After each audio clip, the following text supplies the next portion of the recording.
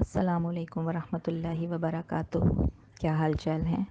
شروع کرتے ہیں، اب دعا پڑھ لیں۔ اعوذ باللہ من الشیطان الرجیم، بسم اللہ الرحمن الرحیم۔ رب اشرح لی صدری ویسر لی امری واحلل عقدۃ من لسانی یفقہوا قولی۔ آج ہم تیسرا رکوع انشاءاللہ تعالیٰ کریں گے۔ پہلی دو آیات ہیں: اے لوگوں، اپنے اس رب کی عبادت کرو جس نے تمہیں اور تم سے پہلے کے لوگوں کو پیدا کیا، یہی تمہارا بچاؤ ہے، جس نے تمہارے لیے زمین کو فرش اور آسمان کو چھت بنایا، اور آسمان سے پانی اتار کر اس سے پھل پیدا کر کے تمہیں روزی دی۔ خبردار، باوجود جاننے کے اللہ کے شریک مقرر نہ کرو۔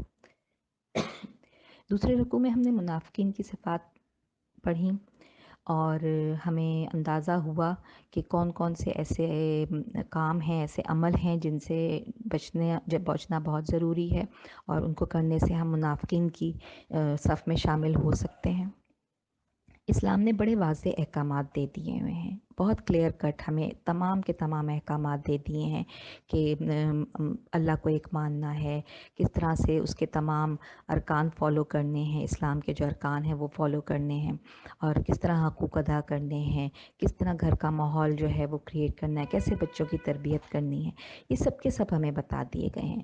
لہٰذا اب بجائے اس کے کہ ہم یہود و نصارہ کے طور طریقے اپنائیں اور ان کے ساتھ ساتھ اسلام کے بھی کچھ احکامات کی مکس پلیٹ ایک چارٹ بنا لیں اور اس کو فالو کریں، ہمیں 24/7 والا ایمان والا بننا ہے۔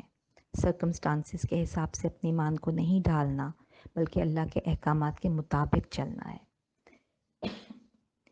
اچھا، ان دو آیاتوں میں تین گروہوں کے جو تذکرے ہوئے پچھلی آیات میں، اس کے بعد اللہ تعالیٰ ان آیات میں اپنی وحدانیت اور اپنی عبادت کی دعوت عام دے رہے ہیں۔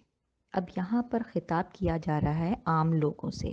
یہاں پر اللہ تعالیٰ فرما رہے ہیں یا ایھا الناس، یہ نہیں کہا کہ یا ایھا الذین آمنوا، کہ ایمان والوں سے مخاطب نہیں ہیں، یہاں پر عام لوگوں سے مخاطب ہیں، چاہے وہ مرد ہو، عورت ہو، کسی بھی قبیلے سے اس کا تعلق ہو، کسی فرقے سے تعلق رکھتا ہو، عام دعوت دی جا رہی ہے، اور یہ بتایا جا رہا ہے کہ جب تمہارا رب اور کائنات کا خالق اللہ ہے، وہی ضروریات پوری کر رہا ہے، تو اسے چھوڑ کر دوسروں کی عبادت کیوں کرتے ہو، دوسروں سے کیوں مانگتے ہو؟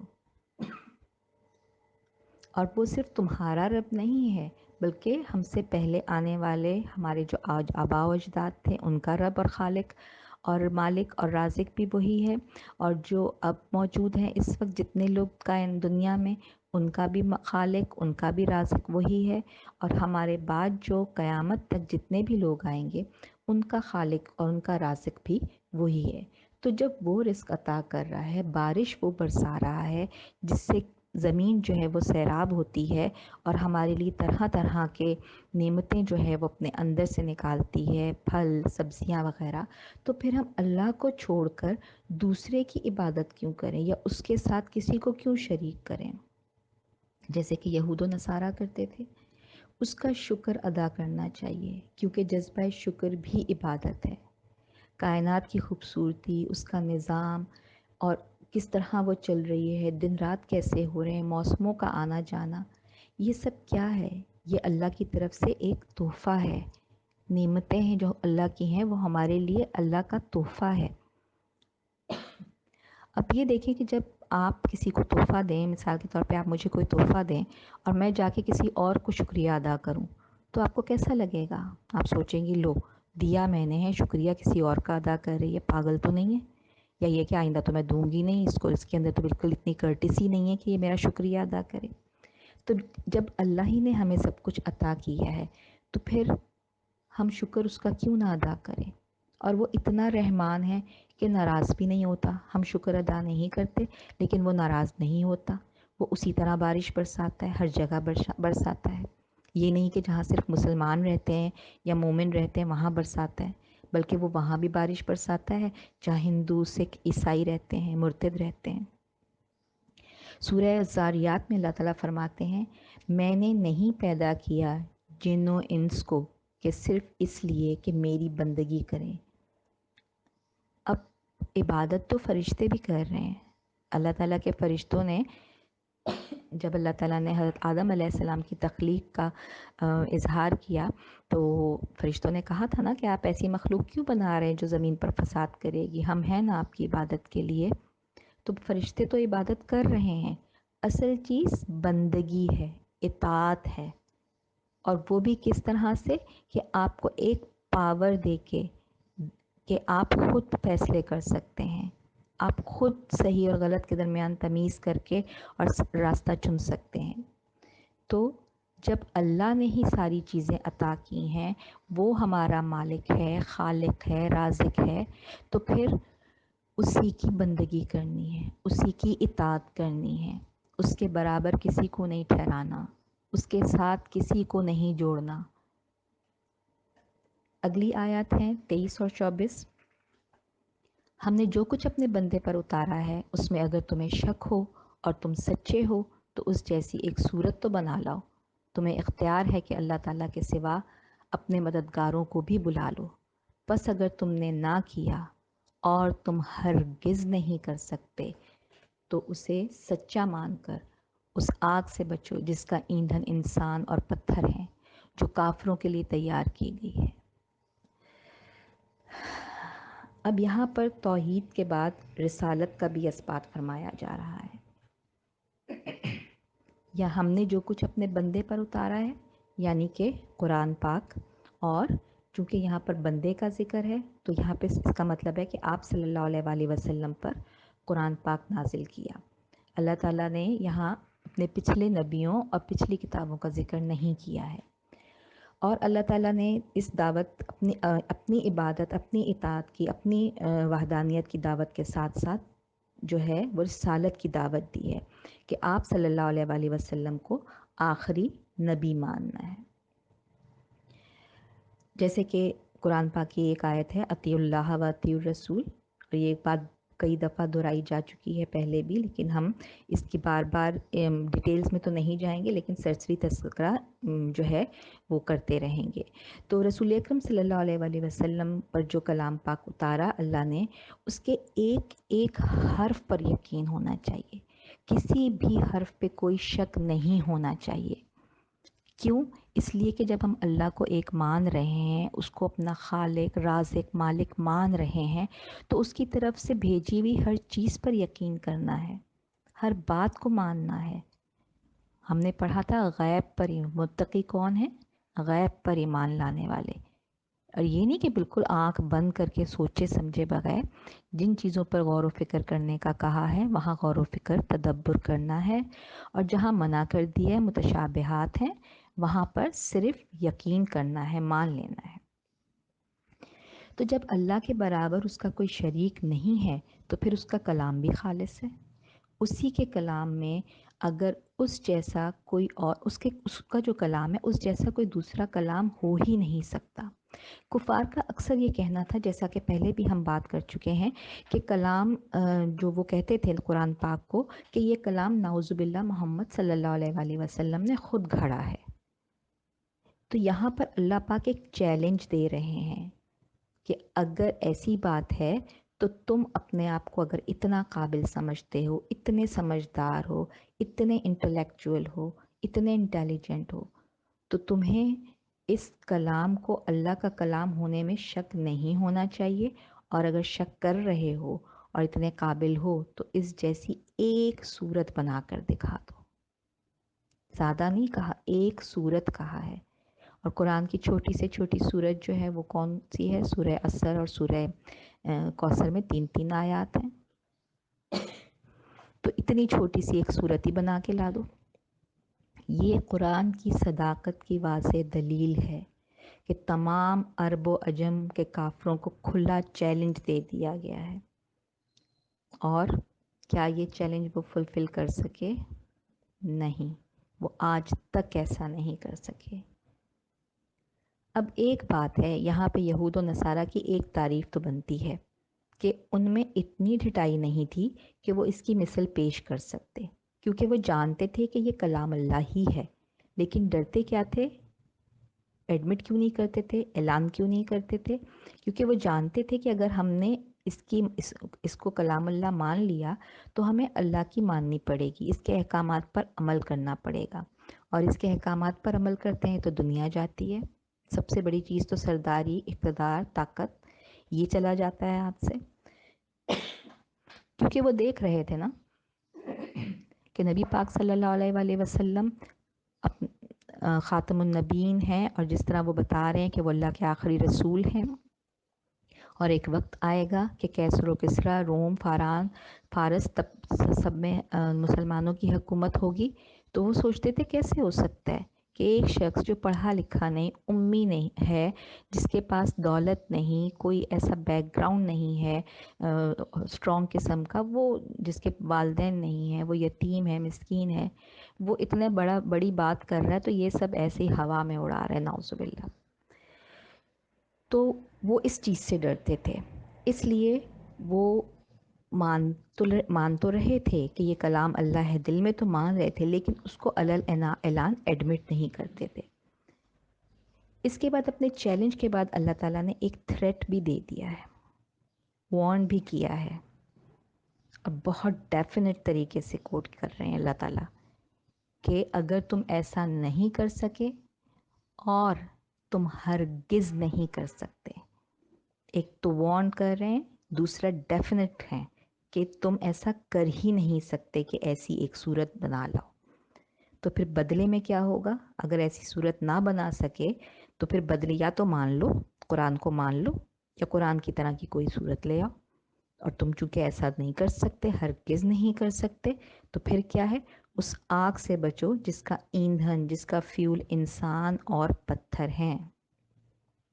کون سے انسان؟ سارے انسان نہیں، کافر، مرتد، منافق، زندیق، مشرک، یہ ہے اس کا ایندھن۔ یہاں پر یہ جو پتھر کی بات کی گئی ہے، یہاں دو رائے ہیں۔ ایک حضرت ابن عباس رضی اللہ تعالیٰ عنہ کے سے روایت ہے کہ ان کے مطابق یہ پتھر گندھک کے پتھر ہیں، جن سے آگ اور تیز بھڑکے گی۔ فیول ہے نا، آگ، فیول ڈالیں، آئل ڈالیں، پیٹرول چھڑکیں تو آگ تیز ہو جاتی ہے۔ لیکن کچھ اسکالرس کے نزدیک یہ وہ اصنام، وہ بت ہیں جن کو لوگ دنیا میں پوجتے رہے ہیں یا آگے چل کے پوجیں گے، یعنی جو بھی بت ہیں، جیسے ہندوؤں کے ہیں وہ، تو یہ وہ پتھر ہوں گے جو آگ میں ڈالے جائیں گے۔ اور اس کے علاوہ سورہ انبیاء میں بھی اس کا تذکرہ آیا ہے کہ اور اللہ تعالیٰ کے سوا جن کو تم پوجتے ہو جہنم کے ایندھن ہوں گے، اور تم سب اس میں داخل ہو کر رہو گے۔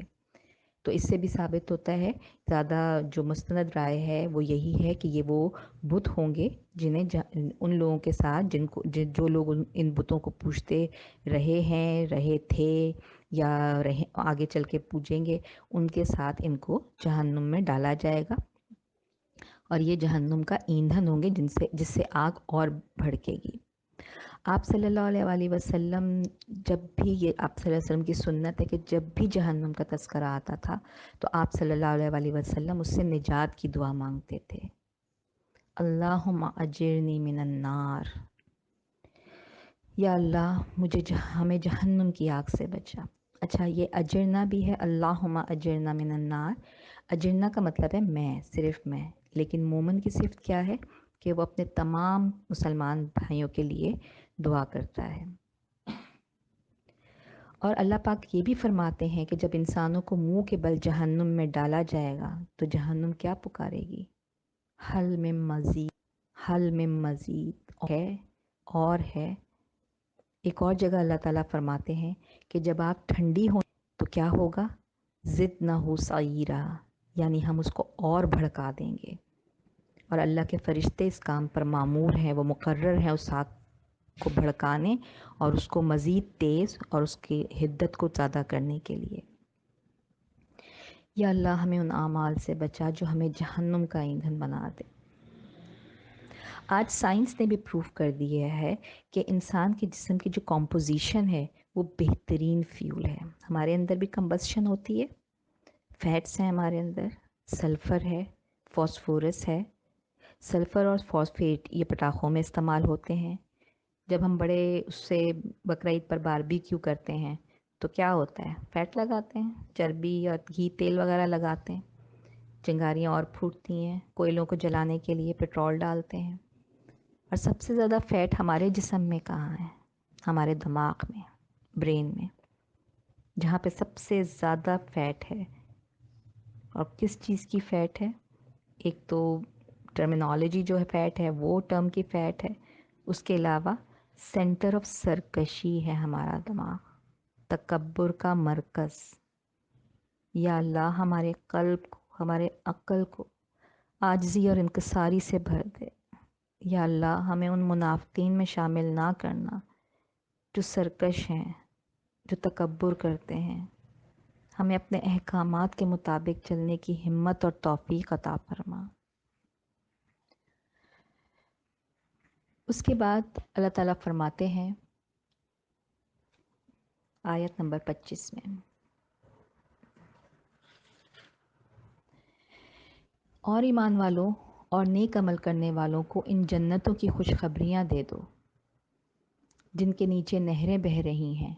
जब कभी वो फलों का रिस्क दिए जाएंगे और हम शक्ल लाए जाएंगे तो कहेंगे ये वही है जो हम इससे पहले दिए गए थे, और इनके लिए बीवियां हैं साफ़ सुथरी, और वो इन जन्नतों में हमेशा रहने वाले। अब जहाँ जहाँ जहन्नुम का तस्करा होता है वहाँ वहाँ जन्नत का भी तस्करा होता है। ऐसा नहीं है कि अल्लाह ताला सिर्फ डराते रहते हैं और आपको सिर्फ खौफज़दा करते रहते हैं, बल्कि साथ साथ अगर वो डरा रहे हैं आपको आपके गलत कामों से कि इसका क्या बदला होगा, तो साथ साथ आपके नेक अमाल की क्या जज़ा मिलेगी वो भी साथ साथ बयान कर रहे हैं। अब ये जन्नत किन लोगों के लिए है? जन्नत का ज़िक्र है यहाँ पर, अब ठीक है। अभी जन्नत किन लोगों के लिए है? ये उन लोगों के लिए है जो ईमान ले आए हैं, जिन्होंने अल्लाह को मानकर अल्लाह की मान ली है, जिन्होंने सौले अमल किए हैं, ईमान लाने के बाद सौले अमल भी किए हैं। और ये सौले अमल कोई बड़े बड़े मार्के नहीं हैं, कोई बड़े बड़े पहाड़ नहीं है जिनको सर करना मुश्किल हो। ये छोटी छोटी नेकियां हैं। किसी की तकलीफ़ को दूर कर देना, मुस्कुरा के मिलना, सलाम में पहल करना, किसी की मदद करना, अपने दिल को कीने से साफ़ रखना, किसी से नफ़रत ना करना, छोटी छोटी नेकियां हैं। और ये ईमान और अमल ये दोनों एक दूसरे से एसोसिएटेड हैं। अगर ईमान ले आएं और अमल नहीं करते, या अमल कर रहे हैं, बहुत नेक अमल हैं, लेकिन ईमान नहीं लाते, तो जन्नत उनके लिए नहीं है। बल्कि ईमान लाने के बाद उस रब के बताए हुए अहकामात पर भी अमल करना है, नेक नियति से करना है। क्योंकि अगर नीयत नेक नहीं होगी तो फिर किस ग्रोह में शामिल होंगे? हम अभी पढ़ चुके हैं मुनाफिकीन में। अब जन्नत मिल गई तो जन्नत के इनामात क्या हैं? जहन्नुम जहन्नुम के बारे में बताया। जहन्नुम के ये भी शैतान है। कल मुझे बिल्कुल भी एक दफ़ा गले में तकलीफ़ नहीं हुई, ना खांसी हुई। अब जैसे ही मैं यहाँ करने बैठी हूँ, बात करने बैठी हूँ, तो शुरू हो गया। अच्छा जी, अब जन्नत जहन्नुम के बारे में जब अल्लाह पाक ने बताया कि किन लोगों को जहन्नुम में डाला जाएगा, और फिर जहन्नुम को एक्सप्लेन और थोड़ा डिफ़ाइन भी कर दिया कि वहाँ क्या होगा। इसी तरह से यहाँ पर जब ये बता दिया कि जन्नत किन लोगों को मिलेगी, तो वहाँ क्या इनाम मिलेगा उसके बारे में भी बता दिया गया। सबसे पहले हमारी सबसे जो बड़ी नीड होती है वो क्या है? ज़ाहिर है पेट सबके साथ लगा हुआ है, रिज़्क, खाना। तो वहाँ पर स्पेसिफ़िकली फलों का ज़िक्र किया जा रहा है कि वहाँ फल दिए जाएंगे। तो मोमिन कहेगा ये तो वही हैं जो दुनिया में दिए गए। इससे हम ये दो बातें हम समझ सकते हैं कि जब वहाँ पर फल, एक तो ये है कि वहाँ पर हमें उठ के पकाने की, फलों को तोड़ने की या ख़रीदने की या कहीं से लेने की हाजत नहीं होगी, बल्कि हम ख़याल गुमान करेंगे और वो चीज़ हमारे सामने आ जाएगी। तो जब मोमिन कहेगा कि ये फल तो वही हैं जो दुनिया में दिए गए हैं, तो इसका ये मतलब भी लिया जा रहा है कि इनामात होंगे जिनका वादा अल्लाह ताला ने हमसे दुनिया में किया है। क्योंकि एक बड़ी मशहूर सेइंग है कि सब्र का फल मीठा होता है। तो क्या सब्र जब हम करते हैं तो सचमुच कोई फल हमें मिलता है? नहीं, सब्र करने से उसका बदला बहुत अच्छा मिलता है। नेकी जब हम करते हैं तो उसकी एक बहुत अजीब सी लज्जत होती है। یہ بات اب میں اپنے چھوٹی چھوٹی کلاس کے بچے ان سے بھی اکثر کیا کرتی تھی، اور وہ اس چیز کو ایڈمٹ کرتے تھے کہ ہم کسی کی ہیلپ کر دیں، کسی کا کوئی کام کر دیں، کسی اپنی پیرنٹس کی بات مان لیں تو بڑی خوشی ہوتی ہے ہمیں. تو نیکی کر کے جو لذت کا احساس ہوتا ہے نا، وہی احساس، وہی لذت وہاں پر وہ پھل کھا کے ملے گی. اس کے علاوہ پھلوں کی مشابہت کے بارے میں بھی ہے کہ جنتی جب کہیں گے تو یہ تو وہی پھل ہیں جو ہمیں دنیا میں ملے تھے، بالکل ویسے ہی ہیں. تو اس کا مطلب یہ ہوا کہ ان کی شکل تو ہوگی لیکن ذائقہ ویسا نہیں ہوگا. ذائقہ بہت ڈیفرنٹ اور بہت ہی مزے کا ہوگا.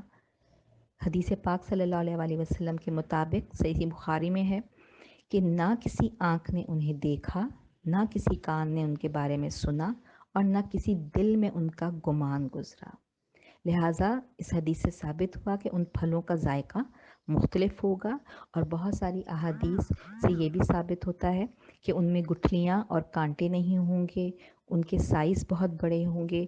مثال کے طور پہ کھجور جو ہے وہ بغیر گٹھلی کے ہوگی اور مٹکے جتنی بڑی ہوگی.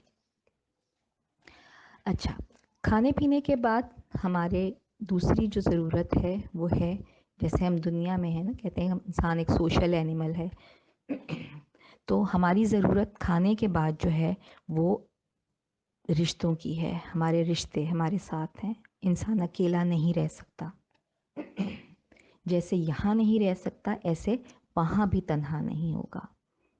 وہاں بھی اکیلے وقت نہیں گزارے گا، بلکہ اس کے لیے اس کے ساتھی ہوں گے، اور وہ ساتھی ازواج کی صورت میں ہوں گے. اچھا، ازواج جو ہے وہ پلورل نہیں ہے، سنگولر ہی ہے، زوج سے ہے، مرد یا عورت کے لیے استعمال ہوا ہے. اگر ہم دونوں کو اکٹھا کریں، مرد اور عورت کو، تو یہ زوجین بنتا ہے، جس سے مراد جوڑا ہے. جیسے خلدون ہے، خلود جس کے معنی ہمیشہ کے ہیں، اسی طرح سے زوجین ہے کہ اس سے مراد ہے جوڑا، یعنی کہ مرد کے لیے عورت اور عورت کے لیے مرد اس کا ساتھی اس کو دیے جائیں گے. اہل جنت اس میں ہمیشہ ہمیشہ رہیں گے. اب یہ ازواج جو ہیں یہ کون سے ہوں گے؟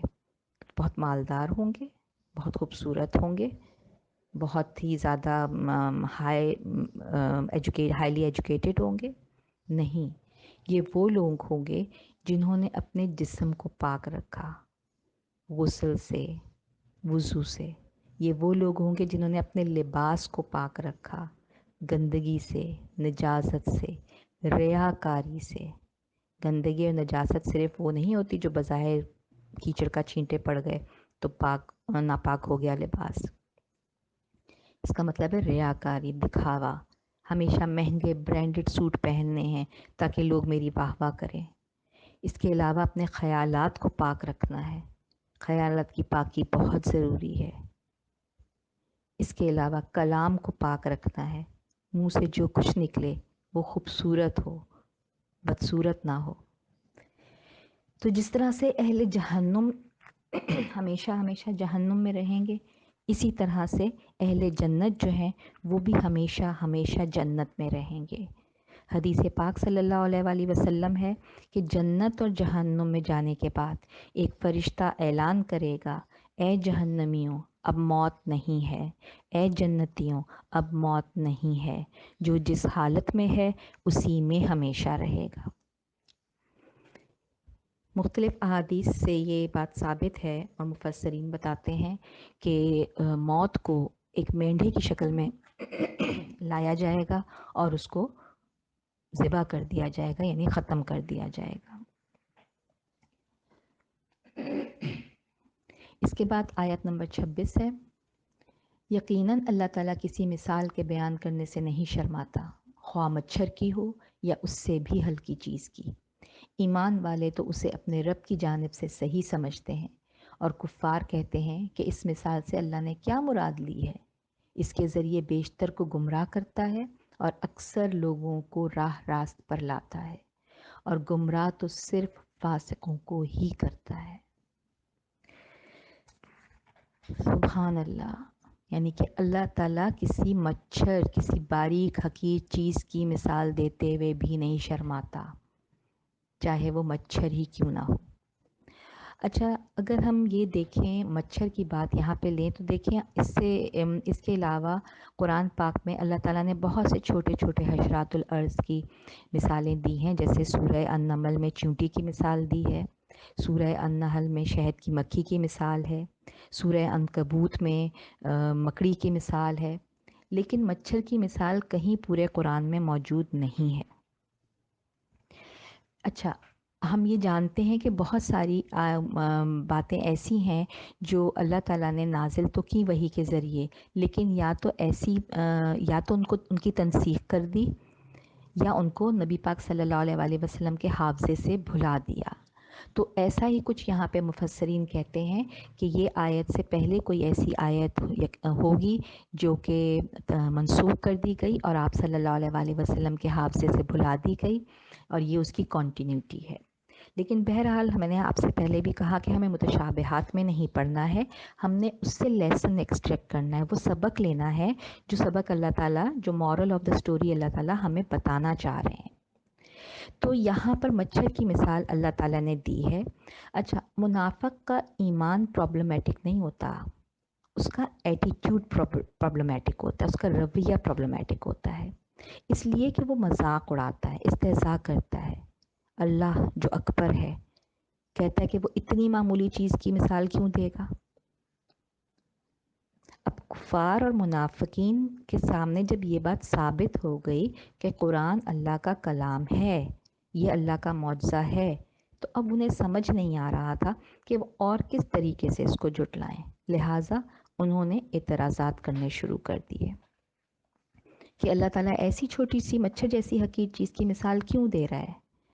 اچھا، ہم جب کسی بچے کو سمجھانا چاہتے ہیں، کوئی بھی چیز سمجھانا چاہتے ہیں، خاص طور پہ جب ہم پڑھانے بیٹھتے ہیں کوئی بھی سبجیکٹ، تو ہم کیا کرتے ہیں، جو بات اس کو سمجھ نہیں آ رہی ہوتی، جو کانسیپٹ اس کا کلیئر نہیں ہوتا ہے، ہم مختلف مثالیں دے کے اس کو سمجھاتے ہیں۔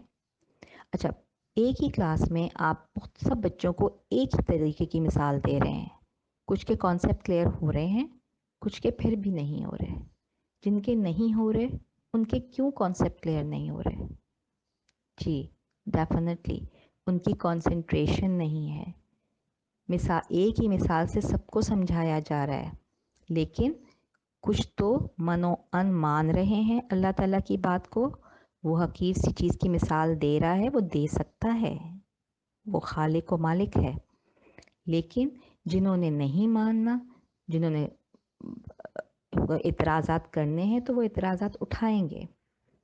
جو اعتراضات اٹھائیں گے اللہ بھی ان کو ہی گمراہ کرتا ہے، اور جو اعتراضات نہیں اٹھاتے، منوان مان لیتے ہیں، اللہ تعالیٰ ان کے ایمان میں اضافہ کرتا ہے۔ اب یہاں یہ بھی آپ دیکھیں کہ ایمان میں اضافہ کم لوگوں کا ہوگا، کیونکہ اللہ تعالیٰ نے یہاں کہہ دیا ہے کہ اللہ اس کے ذریعے بیشتر کو گمراہ، زیادہ تر کو گمراہ کرتا ہے، اور اکثر یعنی کچھ لوگوں کو راہ راست پر لاتا ہے، جس سے ہمیں یہ اندازہ ہو جاتا ہے کہ جنت میں لوگ کم جائیں گے اور جہنم میں زیادہ ہوں گے۔ اچھا، اب تھوڑا سا یہاں پر میں چاہوں گی کہ ہم مچھر کی جو مثال اللہ تعالیٰ نے دی ہے اس کو تھوڑا سا سمجھ لیتے ہیں کہ یہ مثال اللہ تعالیٰ نے کیوں دی ہے، کیا مقصد ہو سکتا ہے اس مثال کا، اللہ تعالیٰ نے جو ہمیں یہ مثال مچھر کی دی، اس سے اللہ تعالیٰ کا کیا مقصد ہو سکتا ہے، یا ہمیں اس سے کیا لیسن لینا ہے۔ خالق کی پہچان کے لیے اگر صرف اس ایک حقیر چیز کا مشاہدہ کریں تو اس کے قدرت کے زبردست ہونے کا ہمیں ثبوت مل جاتا ہے، لیکن صرف شعور رکھنے والوں کے لیے۔ دنیا میں ڈیتھ ریٹ سب سے زیادہ جو ہے وہ کن بیماریوں سے ہے؟ ملیریا، ڈینگی، یلو فیور، اور یہ ساری کی ساری بیماریاں کس کے تھرو ہوتی ہیں؟ اسی حقیر مچھر کی وجہ سے۔ اب اگر ہم کمپیئر کریں اپنے آپ سے مچھر کو، ہمارا جثہ کتنا بڑا ہے، ٹھیک ہے، اور اس کے مقابلے میں مچھر ہماری ایک میرا خیال پور سے بھی چھوٹا ہے وہ، اس کے باوجود اب آپ دیکھیں اللہ نے ہمیں 2 آنکھیں دی ہیں، اور مچھر کی کتنی آنکھیں ہیں؟ 100 آنکھیں دی ہیں۔ ہمارے 32 دانت ہوتے ہیں، مچھر کو اللہ نے 48 دانت دیے ہیں۔ آپ ڈاکیومنٹری دیکھیے گا، بہت میں نے وہیں سے یہ ڈیٹا کلیکٹ کیا ہے۔ اسی طرح سے انسان کے اتنے بڑے جسم میں صرف ایک دل ہے، جبکہ مچھر کے 3 دل ہوتے ہیں، ایک اس کے سینٹر میں اور 2 اس کے پروں میں، جہاں پر اس کا پر اس کی باڈی سے ایبڈومن سے جڑا ہوا ہوتا ہے۔ اس کا لینڈنگ سسٹم بالکل ہیلی کاپٹر کی طرح ہے۔ کہاں لینڈ کرنا ہے، کہاں سے ایگزیکٹلی اس کو اپنے مطلب کی چیز ملے گی، یعنی بلڈ ویسل یا وین، وہ وہاں لینڈ کرتا ہے۔ کیسے پتہ چلتا ہے اس کو کہ وین یہاں پر ہے؟ اس کے سونگھنے کی حس بہت تیز ہے، اس کے سینسرز بہت زیادہ واسٹ ہیں، اور یہ وہاں جا کے بیٹھتا ہے جہاں آکسیجن زیادہ ہوتی ہے۔ آپ دیکھیں اکثر وہ ہمارے منہ کے ارد گرد بہت بز بز کر رہا ہوتا ہے، کیونکہ ہم ناک اور منہ سے سانس لیتے اور نکالتے ہیں۔ تو یہ وہاں جاتا ہے جہاں پر آکسیجن زیادہ ہوتی ہے، اور ٹیمپریچر کو ڈیٹیکٹ کرنے کی صلاحیت اتنی زبردست ہے اس کے اندر کہ کیا خون ٹیسٹ کرنے والا بھی خون نکالتے وقت کرے گا۔ کبھی ہم بیمار ہوں اور ہمیں ڈرپ لگے، یا کبھی بلڈ ٹیسٹ کے لیے ہمیں خون دینا ہو، تو جو نرس ہوتا ہے، جو نرس ہوتی ہے، یا جو بھی ہمارا خون نکالنے والا ہوتا ہے، وہ پہلے ٹیپ کرے گا، پھر اس کو فائنڈ آؤٹ، بعض دفعہ بالکل ملتی ہی نہیں ہے، بڑی مشکل ہوتی ہے۔ لیکن اس کے ساتھ کیا ہے کہ یہ ایک دم سے جا کے اسٹریٹ لینڈ کرتا ہے جہاں پر ہماری اسکن کی لیئرز ہیں، ٹھیک ہے؟ اس اسکن کے نیچے ہماری وینز کا نیٹ ورک ہے، جہاں جہاں وین ہوتی ہے، اب اتنا حالانکہ باریک نیٹ ورک ہے، لیکن اس کے باوجود بہت سارے حصے ایسے ہیں ایک وین سے دوسرے وین کے درمیان کے فاصلے میں جہاں پر وین نہیں ہے یا خالی جگہ ہے۔ خالی جگہ سے مراد ہے کہ وین نہیں ہے وہاں پر۔ تو وہ جو جگہ سکن کی ہوتی ہے، وہ لیئر جو سکن کی ہوتی ہے، وہ وین جہاں پر ہے اس کے اوپر والی لیئر کے مقابلے میں کم ٹیمپریچر والی ہوتی ہے۔ یہ جو اتنا باریک نیٹ ورک ہے، اس کو کیسے پتہ لگ جاتا ہے کہ وین کہاں پر ہے؟ کون بتاتا ہے اسے؟ ظاہر ہے اللہ تعالیٰ نے ایسا نظام، اتنا زبردست سسٹم اس کے اندر رکھا ہوا ہے۔ اچھا، اس کے بعد جب وہ اپنی پرک کرتا ہے اپنی نیڈل کو ہماری اسکن کے اندر، وین کے اندر خون چوسنے کے لیے، تو اس کے پاس دانت ہیں 4 یا 6، اس کے 6 شاید دانت ہوتے ہیں اس کے، وہ آری کی طرح کے نیڈلز ہوتے ہیں اس کے۔ تو جب خون نکلتا ہے تو آپ کو پتہ ہے جب ہمیں ویسے کٹ وغیرہ لگ جائے تو کلاٹ بن جاتا ہے، جب خون نکلتا ہے تو وہ کلاٹنگ ہو جاتی ہے، جس سے ہماری اسکن کی ریپیئرنگ شروع ہو جاتی ہے۔ تو جب یہ پیئر اس کے اندر پرک کرتا ہے اپنی نیڈل کو، اپنے اسٹرا کو، تو اس کے منہ سے سائڈوں کی جس کے پاکٹس ہوتی ہیں، اس میں سے ایک لعاب دار ایک کیمیکل کہہ لیں، ایک فلوئڈ کہہ لیں، وہ نکلتا ہے جو وہاں پہ شامل لگ جاتا ہے، اور وہ خون باہر نہیں آتا، اور وہ اپنے مطلب کا، اپنے ضرورت کا خون چوسنے کے بعد اس لعاب کو وہاں چھوڑ دیتا ہے۔ لہٰذا میں آپ کو کروں گی ریکمینڈ کہ آپ ضرور وہ ڈاکیومنٹری دیکھیے گا کہ کس طرح سے مچھر جو ہے، مچھر کو اللہ تعالیٰ نے کس طرح سے بنایا ہے، اور وہ کس طرح سے جو ہے وہ اپنا کام کر رہا ہے۔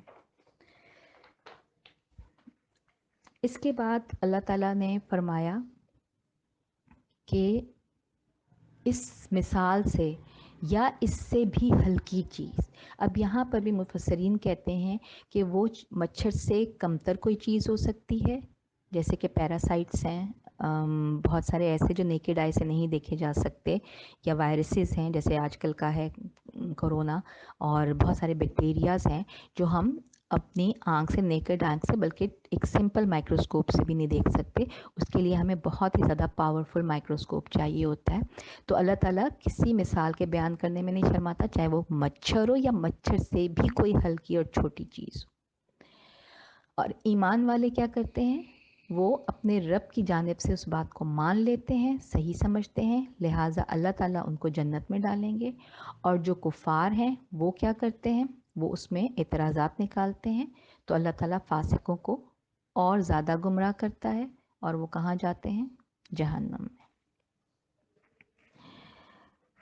اس کے بعد آیت نمبر 27 اور 28 ہے، جو لوگ اللہ تعالیٰ کے مضبوط عہد کو توڑ دیتے ہیں اور اللہ تعالیٰ نے جن چیزوں کے جوڑنے کا حکم دیا ہے انہیں کاٹتے ہیں اور زمین میں فساد پھیلاتے ہیں، یہی لوگ نقصان اٹھانے والے ہیں۔ تم اللہ کے ساتھ کیسے کفر کرتے ہو حالانکہ تم مردہ تھے، اس نے تمہیں زندہ کیا، پھر تمہیں مار ڈالے گا، پھر زندہ کرے گا، پھر اسی کی طرف لوٹائے جاؤ گے۔ اب اللہ تعالیٰ کے مضبوط عہد کو توڑ دیتے ہیں، یہ تھوڑا سا بہت انٹرسٹنگ اور کافی ڈیٹیل ٹاپک ہے، لیکن ہم یہاں اس کو اتنی ڈیٹیل میں نہیں بات کر سکتے، تھوڑا سا ہی اس کے بارے میں بات کریں گے۔ یہاں پر مفسرین نے مراد 2 عہد لیے ہیں۔ ایک تو عہد وہ ہے جو انبیاء کرام کے ذریعے اوامر اور نواہی بتائے گئے ہیں، یعنی لوگوں نے، ایمان والوں نے اپنے نبیوں کے یا اپنے دور کے جو بزرگان دین اور ولی اللہ ہیں ان کے بتائے ہوئے طریقے پر چلے، اور جو اوامر یعنی جو کام کرنے ہیں وہ کیے، اور نواہی جو کام منع کر دیے گئے ان کو چھوڑ دیا۔ تو یہ اس سے مراد وہ عہد بھی لیا جا سکتا ہے۔ اللہ کی مخلوق کو ان کی تصدیق بھی کرتا ہے، اور ان پر اللہ کی مخلوق جو ہے ان کی تصدیق بھی کرتی ہے اور ان پر عمل بھی کرتی ہے۔ اور دوسرا مطلب یہاں پر کیا لیا گیا ہے؟ یہاں پر دوسرا مطلب لیا گیا ہے وہ عہد جو اللہ تعالیٰ سے یوم الست کے دن کیا گیا۔ یوم الست کیا ہے؟ اب ہم اس کے بارے میں تھوڑا سا میں آپ کو بتا دوں کہ یوم الست کیا ہے۔ یہ وہ دن تھا جس دن آپ نے، اللہ تعالیٰ نے، رب باری نے حضرت آدم علیہ السلام کو پیدا کیا اور کن کہہ کے، اور اس کے بعد حضرت آدم علیہ السلام کی پیٹھ پر ہاتھ پھیرا تو حضرت آدم کے بعد جتنی روحیں، جتنے انسان دنیا میں آنے ہیں ان کی روحیں نکل کر سامنے آ گئی۔ اللہ نور السماوات والارض، اللہ کا نور ہر طرف ہے۔ مفسرین یہ بھی کہتے ہیں کہ تمام عالم کو اللہ نے اپنے نور سے پیدا کیا، اور یہ نور کائنات کے ذرے ذرے کو زندگی بخش رہا ہے، لہٰذا ہماری روحیں بھی اسی نور کا حصہ ہیں۔ جب اللہ تعالیٰ نے تمام روحوں کو اپنے سامنے حاضر کر لیا، جمع کر لیا، تو اس کے بعد ان سے ایک عہد لیا گیا۔ اللہ تعالیٰ نے فرمایا، الست بربکم، کیا میں تمہارا رب نہیں ہوں؟ یہ پوچھا جا رہا ہے، یہ تمام روحوں سے پوچھا جا رہا ہے۔ سورہ اعراف کی آیت نمبر 172 میں بھی یہی بیان ہو رہا ہے۔ اللہ تعالیٰ فرما رہے ہیں وہاں پر، اور جب آپ کے رب نے اولاد آدم کی پشت سے ان کی اولاد کو نکالا اور ان سے انہی کے متعلق اقرار لیا، کیا میں تمہارا رب نہیں ہوں؟ سب نے جواب دیا، کیوں نہیں، ہم سب گواہ بنتے ہیں، تاکہ تم لوگ قیامت کے روز یوں نہ کہو کہ ہم تو اس سے محض بے خبر تھے۔ اب میرا خیال اس آیت کے ترجمے سے آپ کو بہت اچھی طرح سمجھ میں آ گیا ہوگا۔ لہٰذا جب تمام روحوں کو جمع کیا گیا تو اللہ تعالیٰ نے پوچھا، الست بربکم، کیا میں تمہارا رب نہیں ہوں؟ اچھا، ایک بات نوٹ کریں، امپوز نہیں کیا گیا، پوچھا جا رہا ہے سب سے، اور ہماری مرضی سے پوچھا جا رہا ہے کہ ہم نے یہ عہد بھی اپنی رضا، اپنی مرضی سے کیا ہے۔ تو جواب کیا دیا؟ بلا، کہا کیا گیا کہ بے شک آپ ہی ہمارے رب ہیں۔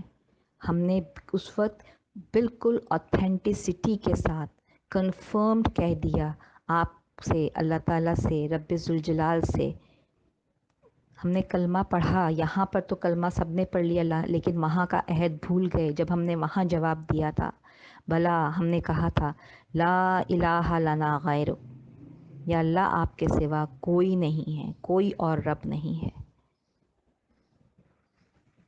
اس سے یہ بات بھی ثابت ہوتی ہے کہ ہر عمل کی بنیاد اس کے کرنے کا عہد ہوتا ہے۔ ہم پہلے نیت کرتے ہیں، عمل بعد میں کرتے ہیں۔ اللہ پاک نے بتا دیا ہے کہ اگر نیت اچھی ہوگی تو ایک نیکی کا اجر ملے گا جب تک کہ نیت ہے، اور اگر وہ عمل کر لیا، وہ نیک کام کر لیا، تو 10 گنا اس عمل کا ثواب ملے گا۔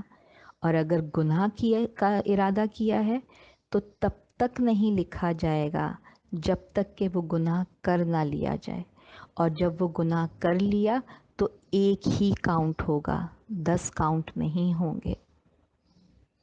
کتنا رحیم ہے وہ، کتنا رحمان ہے، ہماری سوچ اس کا اندازہ بھی نہیں لگا سکتی۔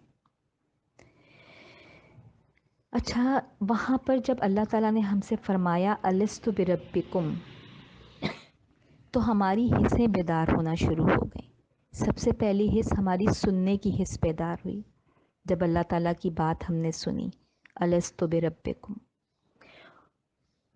پھر جب ہماری سننے کی حس بیدار ہوئی تو ہماری توجہ اللہ کی طرف ہوئی، تو ہماری دیکھنے کی حس بیدار ہوئی، ہم نے اپنے ارد گرد اور روحوں کو دیکھا۔ آپ کو کبھی کبھی لگتا ہوگا کہ اس شخص کو میں نے کہیں پہلے دیکھا ہے، حالانکہ آپ کبھی زندگی میں اس سے نہیں ملے ہوں گے اور شاید کبھی دوبارہ نہ ملیں، لیکن ایسا لگتا ہے۔ مجھے عمرے پہ میں جب گئی تو مجھے یہ ایکسپیرینس ہوا، تو شاید میرا خیال ہے یہ وہی خیال ہے، یہ وہی چیز ہے کہ ہم سب اکٹھے ایک جگہ مل چکے ہوئے ہیں۔ پھر جب اللہ تعالیٰ نے ہم سے پوچھا کہ کیا میں تمہارا رب نہیں ہوں، تو اس کی پکار پہ ہم نے جواب دیا کہ بے شک آپ ہی ہمارے رب ہیں، تو ہماری بولنے کی حس بیدار ہوئی۔ اس کے بعد جب سب نے ایک ساتھ جواب دیا تو ہماری توجہ اپنے ارد گرد کی روحوں کی طرف ہوئی، اور ہمیں یہ احساس ہوا کہ ہمارے ساتھ اور بھی لوگ موجود ہیں، اور بھی روحیں موجود ہیں، تو ہماری محسوس کرنے کی حس بیدار ہوئی۔ لہٰذا اس عالم میں اکیلے نہیں ہیں ہم، ہمارے ساتھ اور بھی لوگ ہیں، اور منطقی نتیجہ کیا نکلتا ہے کہ وہ واحد القہار ہے، وہ ہمارا خالق ہے، اس نے ہمیں بنایا ہے، وہی ہمارا مالک ہے، حکم بھی اسی کا چلنا چاہیے، احکامات بھی اسی کے ماننے ہیں، نہ کہ اس کے ساتھ ہم کسی کو شریک کریں اور مزاروں پہ جا کے ہم مانگیں۔ تو ہم نے اللہ تعالیٰ سے یہ عہد کیا ہوا ہے۔ اب جب ہم زمین پر آ رہے ہیں تو یہاں ہم کیا کر رہے ہیں؟ ہم وعدہ خلافی اس عہد کو توڑ رہے ہیں، اور وعدہ خلاف کون ہوتا ہے؟ ہم نے 4 صفات پڑھی تھی منافقین کی۔ وعدہ خلاف منافق ہوتا ہے، اور جو لوگ اللہ تعالیٰ کے اس عہد کو توڑتے ہیں وہ دوسرا کام کیا کرتے ہیں؟ اللہ تعالیٰ نے جن چیزوں کے جوڑنے کا حکم دیا ہے انہیں کاٹتے ہیں۔ کس چیز کو جوڑنے کا حکم دیا گیا ہے؟ کوئی مادی چیز جو ٹوٹ جائے اس کو جوڑنے کا حکم دیا ہے، میز، کرسی وغیرہ وغیرہ؟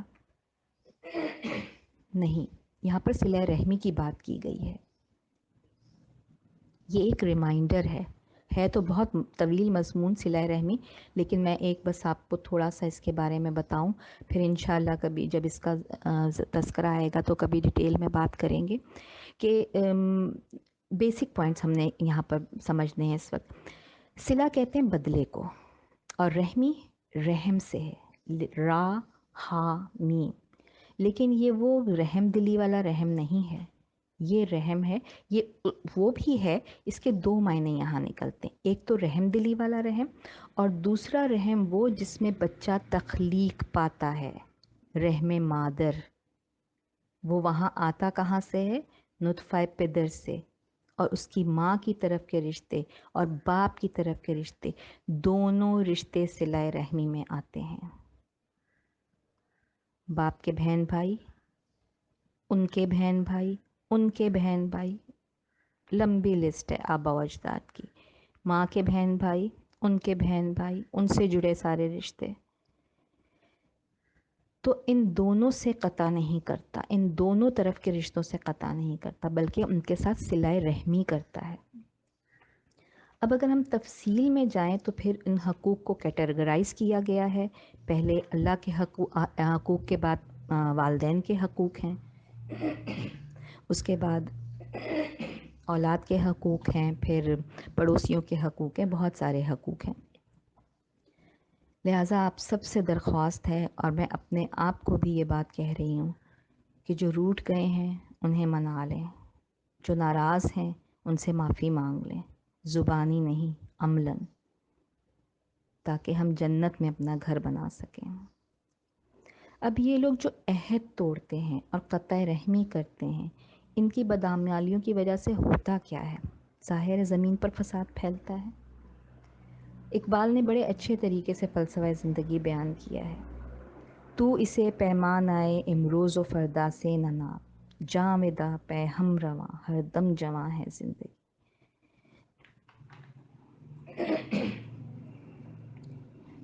اب اللہ تعالیٰ یہاں پر آپ کو دونوں چیزوں کو کے احکامات دے رہے ہیں۔ ایک تو جوڑنے کا، یعنی رشتوں کو جوڑنے کا حکم دے رہے ہیں، اور دوسرا زمین پر اللہ کے عہد کو نبھانے کا یاد دلاتے ہوئے زمین پر فساد نہ پھیلانے کا بتا رہے ہیں۔ اور جو زمین پر فساد پھیلاتے ہیں وہ ہوتے کون ہیں؟ ظاہر ہے نقصان اٹھانے والے۔ کس طرح؟ زمین پہ جو فساد پھیلا رہے ہیں وہ تو کہتے ہیں ہم اصلاح کر رہے ہیں، ہم نے پچھلی آیات میں پڑھا، وہ کہتے ہیں ہم تو اصلاح کر رہے ہیں، ہمارا مقصد تو لوگوں کو صحیح گائیڈ لائن دینا ہے، ہم تو سب کچھ ٹھیک کر رہے ہیں، ہم تو فساد نہیں کر رہے، لیکن ایکچولی وہ فساد کر رہے ہوتے ہیں۔ میں نے آپ کو مثالوں سے بھی اس وقت بتایا تھا۔ تو ہمارا جو فلسفہ زندگی ہے وہ کیا ہے؟ پہلا تو یہ کہ اللہ کے عہد کو یاد رکھیں، اور دوسرا یہ کہ اللہ کے بنائے ہوئے جو رشتے ہیں ان سے جڑے رہیں، ان کے حقوق ادا کرتے رہیں۔ یہی دو چیزیں اللہ تعالیٰ کی طرف جب ہم جائیں گے تو ہماری کامیابی کا مطلب ان دونوں چیزوں کی وجہ سے صرف دو ہیں جن سے ہمیں کامیابی حاصل ہوگی۔ اس کے بعد اللہ تعالیٰ فرماتے ہیں تم اللہ کے ساتھ کیسے کفر کرتے ہو، یعنی انکار کیسے کرتے ہو کہ جب تم مردہ تھے تو اس نے تمہیں زندہ کیا، پھر مار ڈالے گا، پھر زندہ کرے گا۔ یہاں پر تسلسل ہے دو موتوں کا اور دو زندگیوں کا۔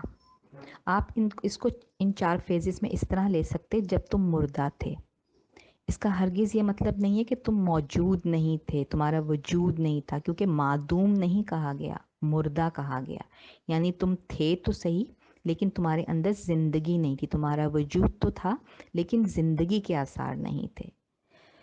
آپ صلی اللہ علیہ وآلہ وسلم کی حدیث بھی ہے کہ جو ہم دعا کی صورت میں اکثر پڑھتے ہیں، ڈیلی روٹین میں پڑھتے ہیں ہم، سونے سے پہلے بھی اور بیدار ہونے کے بعد بھی، اللہم باسمک اموت و احیا، یعنی کہ اے اللہ میں تیرے نام سے ہی مرتا ہوں اور تیرے نام سے ہی جیتا ہوں۔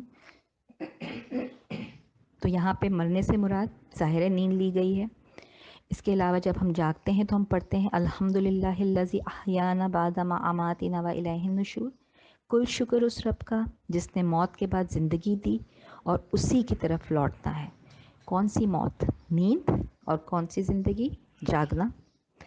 تو اس سے یہ ثابت ہوتا ہے کہ نیند اور موت ایک ہی چیز ہے، اور کہا جاتا ہے کہ نیند جو ہے وہ آدھی موت ہے۔ اس کے بعد تمہارا وجود قائم ہوا اور اس میں زندگی کے آثار نمایاں کیے گئے، یعنی پہلے تو ہماری روحیں وہاں پر تھیں اللہ تعالیٰ کے پاس، پھر ان کو واللہ عالم سلا دیا گیا یا کیا، اس کے بارے میں کوئی حدیث، کوئی قرآن میں جو ہے وہ مستند بات نہیں ہے، لیکن بہرحال وہ روحیں پھر ان کو دنیا میں بھیجا گیا، زندگی دی ان کو۔ اس کے بعد پھر کیا ہوگا؟ جب ہم زندگی دنیا میں گزار چکیں گے، اپنی مدت عمر پوری کر چکیں گے، تو اس کے بعد ہمیں موت آئے گی، یہ دوسری موت ہے۔ اس کے بعد پھر زندگی پائیں گے، یعنی مرنے کے بعد قیامت کے دن دوبارہ اٹھایا جائے گا جزا و سزا کے لیے، اور اس کے بعد ہمیشگی ہے، ہمیشہ ہمیشہ کی زندگی ہے۔ پھر انسان جب دوبارہ زندہ ہوگا تو وہ اس دنیا میں نہیں، آخرت میں اللہ کے حضور ہوگا اور وہاں پر اپنے اعمال کا بدلہ پائے گا، اور پھر ہمیشگی ہے۔ جو جہنم میں ہیں وہ ہمیشہ رہیں گے جہنم میں، جو جنت میں ہیں وہ ہمیشہ رہیں گے جنت میں۔ ہم نے سب نے اللہ کی طرف پلٹنا ہے، پھر اسی کی طرف لوٹائے جاؤ گے سب نے، چاہے کوئی انکار کرے چاہے اقرار کرے۔ لوٹنا سب نے اللہ ہی کی طرف ہے. کسی کی مرضی ہو جانے کی یا نہ ہو جانے کی، اس نے اللہ ہی کی طرف جانا ہے. اچھا، بعض مفسرین جو ہیں وہ یہ بھی بتاتے ہیں کہ جب حضرت آدم علیہ السلام کی پیٹھ پر ہاتھ پھیرا گیا اور یہ تمام روحیں نکل کر آئیں، تو اس میں اللہ تعالیٰ نے کیٹیگری الگ الگ کر دی تھی. جیسے انبیاء جو ہیں اور مومنین جو ہیں، شہداء اور صدیقین، ان کا ایک الگ گروپ بنا دیا گیا تھا، اور کفار کا ایک الگ گروپ بنا دیا گیا تھا. یہ ایک پوائنٹ تھا جو میرے ذہن سے نکل گیا تھا، تو میں نے کہا یہ اب بتا دوں آپ کو. تو اللہ تعالیٰ نے ان دو کیٹیگریز کو اللہ تعالیٰ نے الگ الگ کر دیا تھا. اور اس کے بعد ایک اور بات کہی تھی کہ جب عہد لے لیا، یعنی اللہ تعالیٰ نے پوچھ لیا کیا میں تمہارا رب نہیں ہوں، اور اس کے بعد ہم نے جواب دیا کہ آپ ہی ہمارے رب ہیں. تو اس کے بعد اللہ تعالیٰ نے فرمایا کہ اے آدم، کیونکہ آدم علیہ السلام وہاں موجود تھے، ساتوں زمین اور آسمان گواہ رہنا. یعنی کہ زمین و آسمان کو گواہ بنا کر اور آدم علیہ السلام کو گواہ بنا کر اللہ تعالیٰ نے یہ چیز ڈیفینیٹ کر دی، سٹیمپ لگا دی کہ اب ہم مکر نہیں سکتے، اب ہم یہ کہہ نہیں سکتے کہ ہمیں تو پتہ نہیں تھا. کیونکہ یہاں پہ اللہ تعالیٰ نے بتا دیا ہے کہ ایسا نہ ہو کہ اس وقت پھر بعد میں جب سورہ اعراف ہم نے پڑھی کہ بعد میں یہ کہو کہ ہمیں تو معلوم ہی نہیں تھا، ہمیں تو خبر ہی نہیں تھی. تو ہم سب کو پتہ ہے، بس اب کیا ہے، ہمارا امتحان ہے کہ ہم اس جو ہمیں نالج ہے اس کو ہم پیپر پہ جو ہے وہ پور آؤٹ کرتے ہیں یا نہیں کرتے، اور کرتے ہیں تو کس طریقے سے کرتے ہیں، صحیح طریقے سے کرتے ہیں یا غلط طریقے سے کرتے ہیں. اچھا جی، پھر اسی کی طرف لوٹائے جائیں گے، سب واپس ادھر ہی جائیں گے جہاں سے آئے ہیں ہم. اس کے بعد آیت نمبر 29، اس رکوع کی آخری آیت. وہ اللہ جس نے تمہارے لیے زمین کی تمام چیزوں کو پیدا کیا، پھر آسمان کی طرف قصد کیا اور ان کو ٹھیک ٹھاک 7 آسمان بنایا، اور وہ ہر چیز کو جانتا ہے. یہاں پر اگر اس کو ہم سمپلی بیان کریں تو لگتا ہے کہ اللہ نے زمین پر، اللہ تعالیٰ زمین پر آیا اور پھر اس نے پھر وہ آسمان پر چلا گیا. لیکن ایک سوال یہ بھی آتا ہے کہ کون سے آسمان پر؟ اللہ تعالیٰ کی قدرت تو اتنی ہے کہ وہ جہاں چاہے وہاں بیٹھ کر یا وہاں موجود ہو کر بھی سارے کام کر سکتا ہے، اس کو ادھر ادھر ہونے کی کوئی ضرورت نہیں ہے. لیکن اس آیت میں ذکر کر دیا ہے کہ اللہ تعالیٰ نے 7 آسمان بنائے. آسمان لفظ سما سے ہے جس کے معنی بلندی کے ہیں، اور یہ بلندی یہاں اسپیسیفائی کر دی، یعنی کہ 7. اور ایک آسمان سے دوسرے آسمان کا فاصلہ 500 سال کی مسافت پر ہے. اور ایک اور بہت اہم بات، ہم اب تک یہی سمجھتے آئے کہ زمین ایک ہی ہے، لیکن جب سورہ الخلاق کی آیت نمبر 12 جو ہے اس کو آپ پڑھیں گے تو اس میں اللہ تبارک تعالیٰ فرماتے ہیں کہ اور زمین بھی آسمان کی مثل ہیں.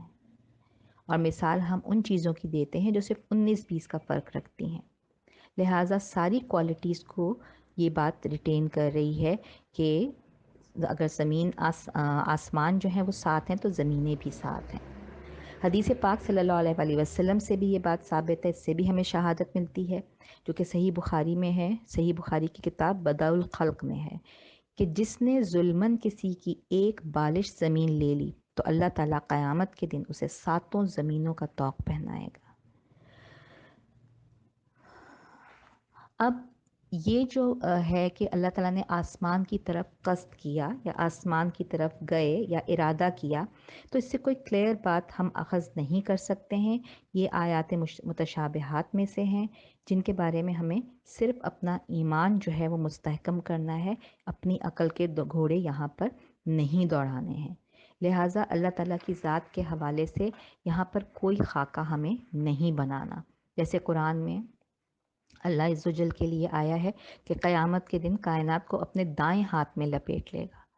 تو ہمیں یہ نہیں دیکھنا کہ اس کے ہاتھ ہیں یا نہیں یا وہ کیسا ہے، ہمیں صرف اس سے سبق لینا ہے کہ کائنات اتنی پھیلی ہوئی ہے، اتنی بڑی کائنات جو ہماری سوچ اور نظر سے بھی زیادہ وسیع ہے، اس کی حیثیت اللہ کے نزدیک کیا ہے.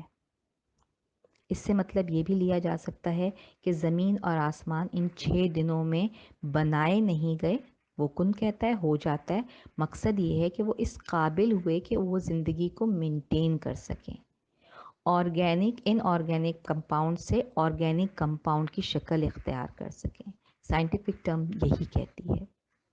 زندگی کی جتنی ضروریات ہیں ان کو برقرار رکھنے کے لیے وہ اپنی اس حیت، اس شیپ، اس کنڈیشن میں اس میں آ جائے کہ وہ ایک مادہ یا سسپینشن کے بجائے جو ہے وہ ایک ٹھوس چیز بن جائے، اور اس کے اندر زندگی کو ریٹین رکھنے کے لیے، زندگی کو مینٹین رکھنے کے لیے تمام چیزیں موجود ہوں۔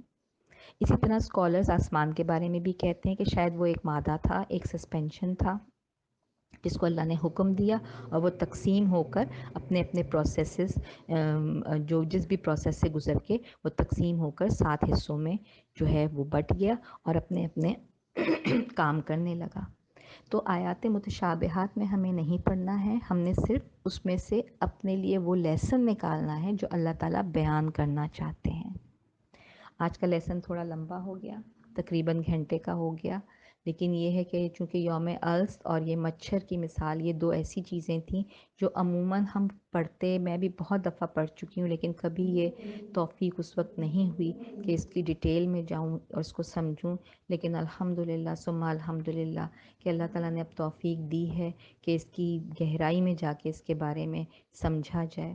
اللہ تعالیٰ ہم سب کو اس چیز کا کی توفیق دے اور ہمت دے، طاقت دے، فہم دے کہ ہم قرآن کو اس کے صحیح جو ڈیپتھ ہے اس سے ہم اس کو سمجھیں اور اس پر پھر عمل کریں۔ اس کے ساتھ ہی ہم آج کا ختم کرتے ہیں اور دعا پڑھ لیتے ہیں۔ بسم اللہ الرحمن الرحیم۔ سبحان اللہم و بحمدک، اشہد ان لا الہ الا انت، استغفرک و اتوب الیک۔ السلام علیکم ورحمۃ اللہ وبرکاتہ۔